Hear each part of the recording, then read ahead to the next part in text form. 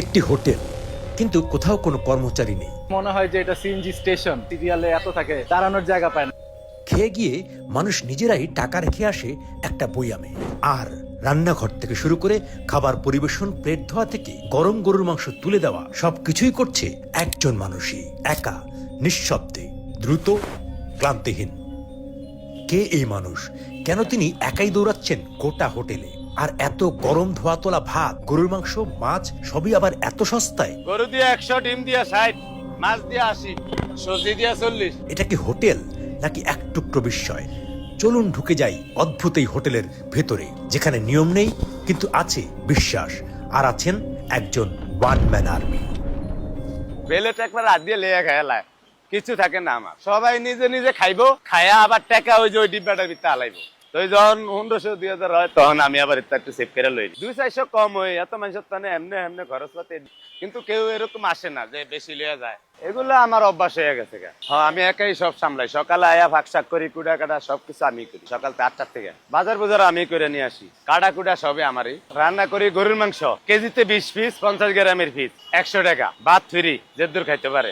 মাছ দিয়ে বেশি 80 টাকা, ভাত ফ্রি। মুরগি দিয়ে 80 টাকা, ভাত ফ্রি। বেশ যে দূর খাইতে পারে। যেমন 100 জনের ভিতরে 80 জনের তো বেয়ার হইব, 20 জনের তো হইব না, এটা বুঝাই দিছি আমি। হ্যাঁ না, সিএনজি ড্রাইভার, ভ্যান ড্রাইভার, রিক্সা ড্রাইভার, অটো ড্রাইভার বেশি খায় গরু। জি, গরু দিয়ে খায়। সিএনজি ড্রাইভাররা যেমন 10টার আগে আইলে 10টার থেকে বেচা কিনি হয়। 10টার থেকে বেচা কিনি হইলে সিএনজি ড্রাইভাররা নাস্তা না খেয়ে ভাত খেয়ে গরু মাংস দিয়া, কম খাইলেও শান্তি, পরে আবার খাইতারে। এজন্য গরুর মাংসটা একটু বেশি চলে।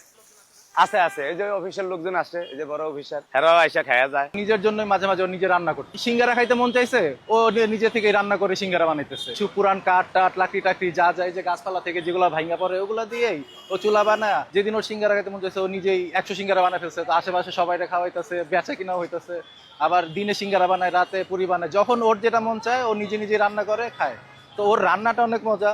তো রিক্সার কাজ টাজ করতে করতে এখন এই যে হোটেল দিছে, এখানে একাই চালায়। ও রান্না যেহেতু ভালো, আর ওর সবসময় দেখছি কাজ একাই করছে। ওয়ান ম্যান আর্মি, ও আসলে পুরোপুরি ওয়ান ম্যান আর্মি, সব কাজ।